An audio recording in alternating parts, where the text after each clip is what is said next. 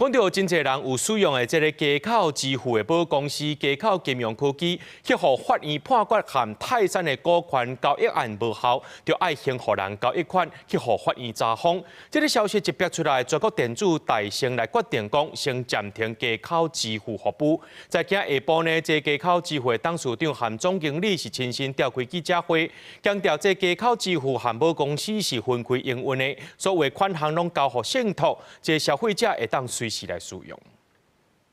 对于店家跟对于这个用户权益来讲是非常的重要，都不会受到我们母公司民事相关的案件的一些影响。街口支付董事长梅花在母公司街口金融科技互法院查封了后，10日亲上火线对外来说明，讲街口支付无涉及母公司的法律纠纷，所有用户的资金拢委托信托银行独立管理，受到金管会的监督，嘛和主管机关密切沟通，保持资讯透明。只是市场传出用户提领的时阵，外面出现系统等待无用，业者嘛紧澄清。想要运用你接口里面的款项，你想要做什么样的调度，在任何时间点都是没有问题的。银行因为比较少这么高频的一个操作，可能偶会发生技术或者系统延迟的一个情况。街口的母公司会互查封，是因为过去泰山公司的前董事长詹景超开36亿买街口金融科技的4成股份，但是泰山的新经营团队主张投资无效，一审胜诉，法院判决街口金融科技都要还投资款项。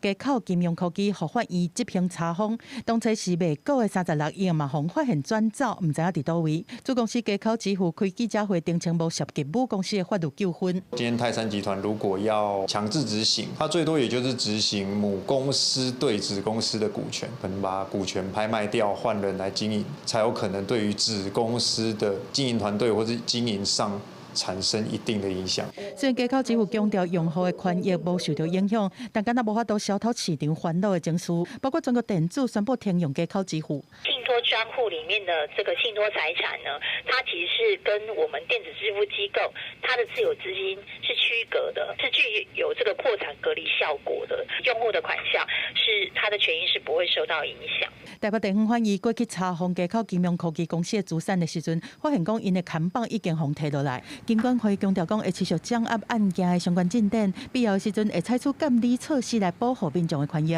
记者综合报道。